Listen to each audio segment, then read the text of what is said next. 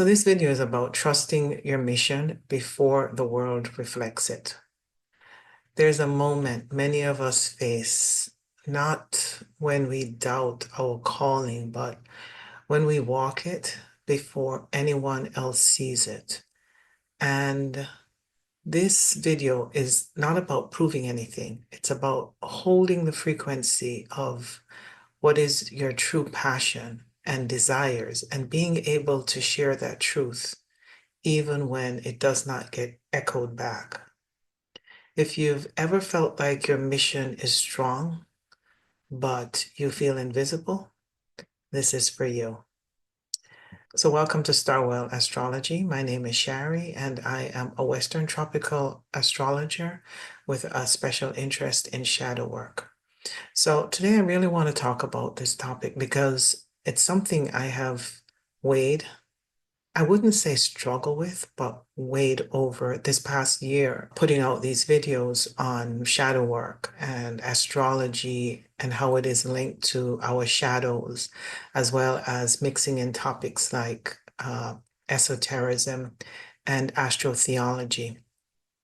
They're all connected, even though most of us feel that they're separate things. My passion is to connect them in some way and to show how they're connected, even though I know this is a challenging topic. All four by themselves are big topics that most are really not that interested in or invested in. And then to combine them together is a tall order, but I feel like that is what I am meant to do in whatever way I can contribute and share based on how I have experienced this. Now, today I'm mostly going to focus on shadow work and astrology and the connection I feel that they have to each other.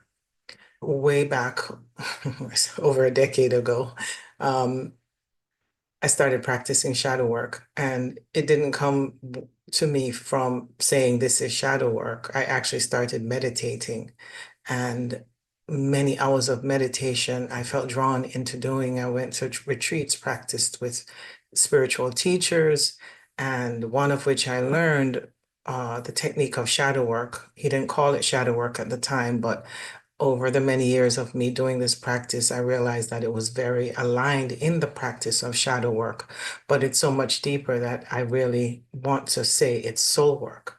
But most people are not familiar with the term soul work, so I have decided to go with calling this shadow work. I've been calling this shadow work, even though it is more aligned in soul work, especially if you're willing to go deep enough. Most of us want to stop at a certain point because this is very, very deep work. And I know that's part of the reason I don't attract a large audience is because this topic is not all that attractive to most people. Most people don't want to face their shadows. The shadows are the shadows for a reason because they're not the parts of ourselves that we want to acknowledge. And shadows doesn't necessarily mean evil or bad. It just means parts of ourselves that we want to ignore. We don't like it.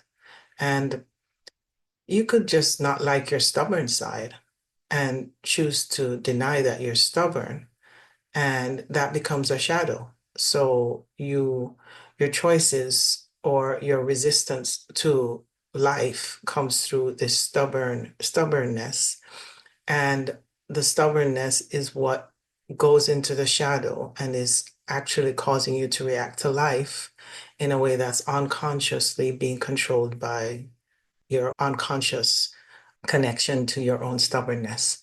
So the thing is that shadow work, when we do shadow work, we don't just get to choose the parts of ourselves that we want to access. When you do shadow work, you have to face all of your shadows.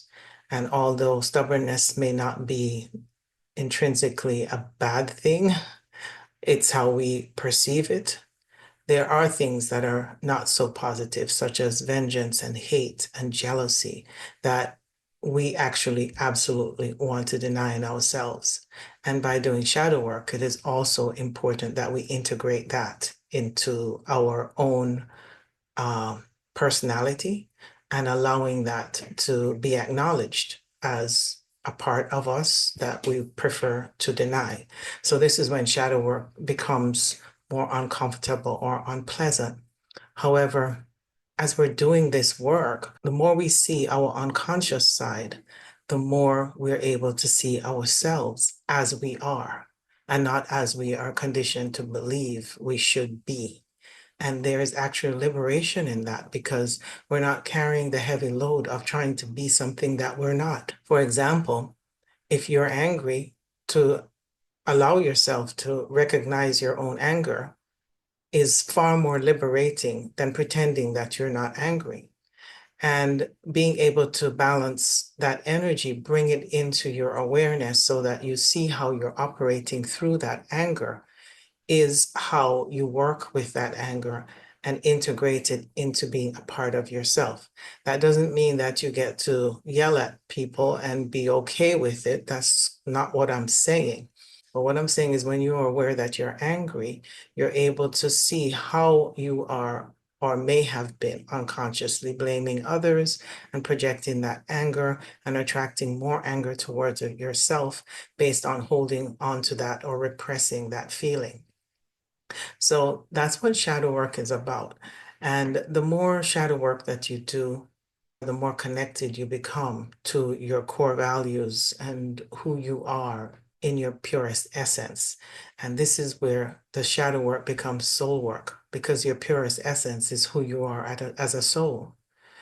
The soul is not an identity. The soul is pure until it becomes identified into becoming a personality, at which point it becomes conditioned. And based on the conditions, this personality behaves a certain way to fit into its environment, its family, its traditions, and so forth. But prior to that, you're born just as a soul, a pure soul, the I am presence. So by doing shadow work and going deep enough, you return to that part of yourself that is a pure soul. And you start to acknowledge that this part of you existed first and it is who you truly are. And everything else are just conditioned beliefs that often come from wounding that we hold on to in our personality, and we perceive our reality from that placement. So this is when astrology became fascinating to me because then I was able to see that, oh, in your natal chart, the ascendant sign is your personality, and it is your 360-degree view of the world and how you're perceiving it. And that ascendant sign is actually the filters because it is your personality, the way that other people see you and the way that you see others comes through many layers of filters. And these filters are core beliefs that you use to see your world, express yourself in the world, and also how others are able to perceive you and see you from their perspective. However, a deeper understanding of this is to realize that you are the perceiver of your reality, and everything that you see can only come from you and through you. And if it's coming from you and through you, then all of reality is you. So all the people who show up in your life are a part of you. They're a reflection of you.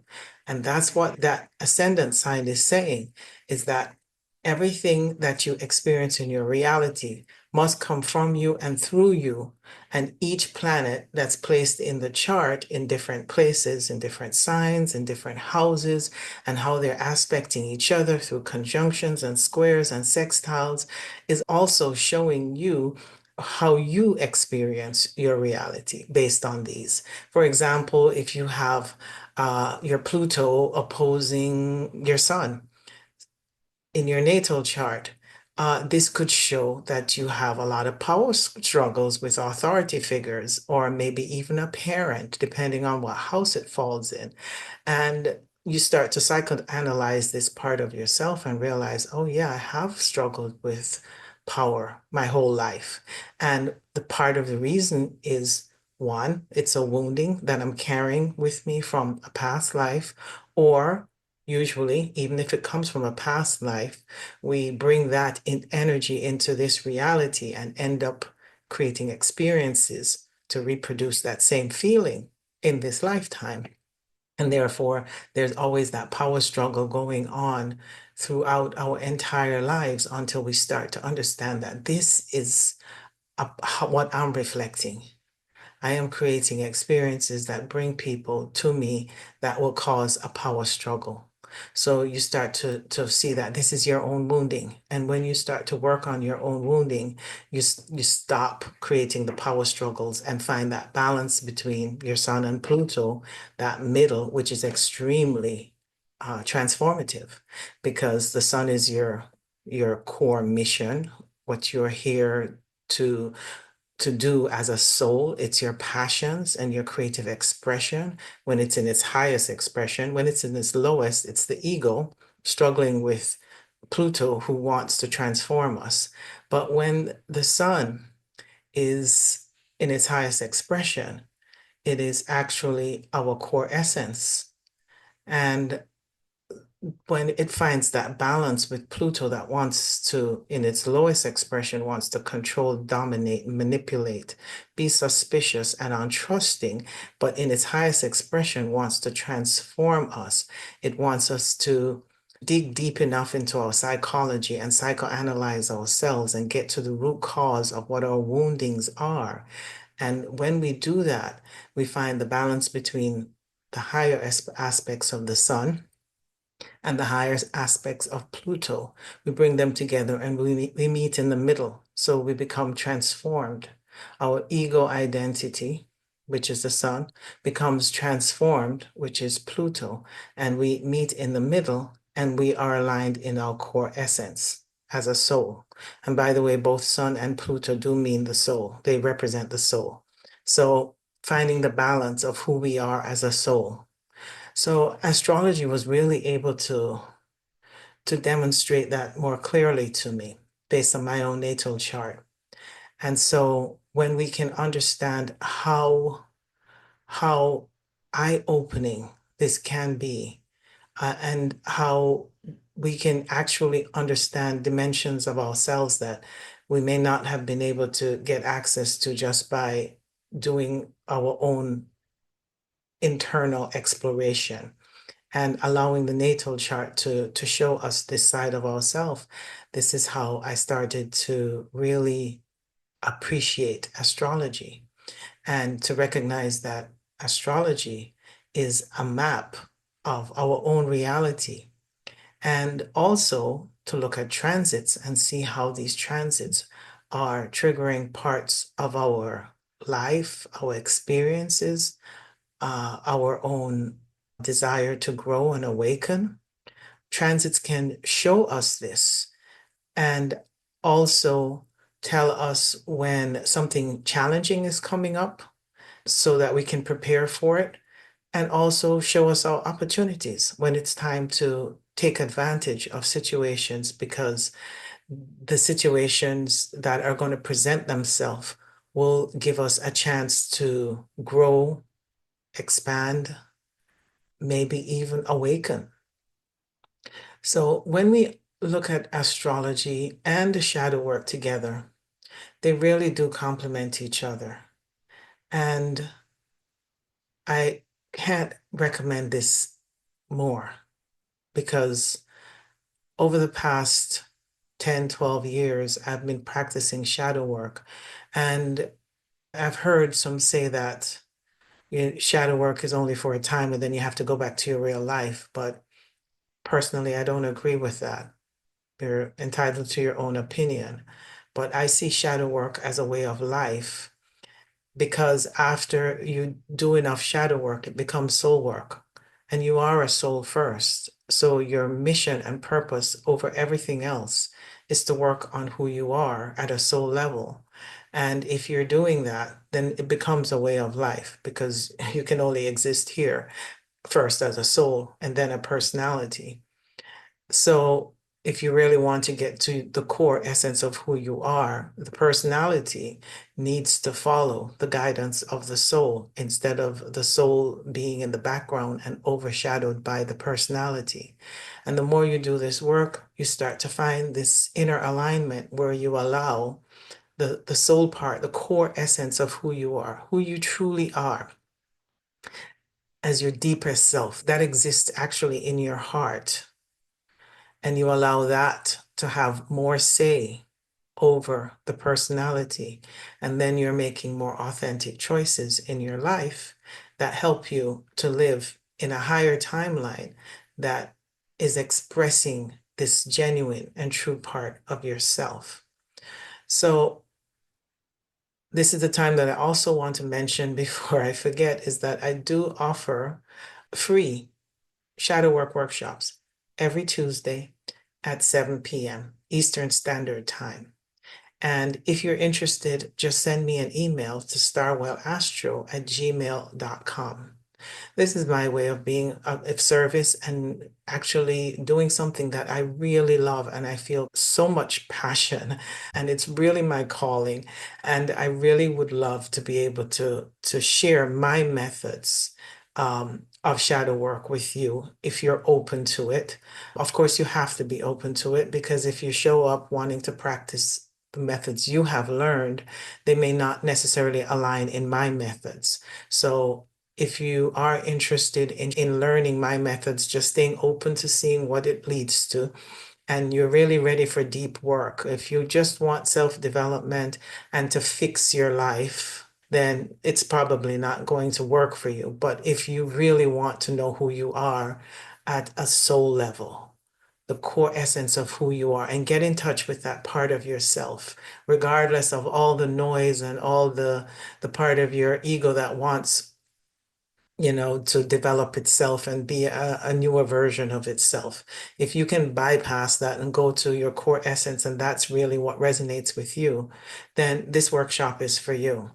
Now, the workshop is absolutely free. You attend, it's about an hour, and we just discuss the practices, and you can share your experiences with it. And that is, of course, if this method resonates with you. But I also do offer one-on-one shadow work where it's more personal and more tailored towards you specifically. So if you're interested in that, then that would be private sessions, as well as I offer natal chart readings if you're also interested in that. However, my main message today is about the shadow work workshop. I'm going to continue doing it for as long as I can because I really do feel like this is something that a lot of people who are ready for it can really grow from. And the people I have worked with have had huge success. I mean, game changing results from doing this work. And like I said, it's not for everyone, but for those who are ready and open and willing to at least try out the methods for themselves. Because the one thing I will say is that when you do shadow work, even though I'm telling you these methods, if you don't practice them for them to become a direct experience, for you to know this for yourself, then this would be like anything else where you're just repeating information that sounds good. But if you do the practice, then it becomes your own direct experience. And there's nothing more valuable than you having an experience for yourself so that you know what I am saying. You're not just believing or trusting, you're knowing it. And that is actually the process that I want to share with everyone who is willing and open and ready, especially ready for this work. So again, I invite you, and if you are interested, just send me an email to starwellastro@gmail.com. And it's every Tuesday at 7 p.m. Eastern Standard Time. And I welcome all those who resonate with my message. And again, this video is about continuing to do what you love, even if you're invisible. And that has shown me how invisible I am based on the response I am getting to the shadow work, free shadow work workshop is so few. And that's okay. I've had many friends say, why continue? And I'm like, well, I love it. So why would I not? It does take a lot of time, effort, and energy to do these videos. And so it does take a real commitment, but it also is my passion. And for as long as I can, I am willing to share this with you for free. And I hope that you will take me up on this offer and consider joining this workshop. So thank you very much for joining me. I appreciate you staying to listen, and I hope you will subscribe or hit the like button or both. And I hope to see you again next time. Bye.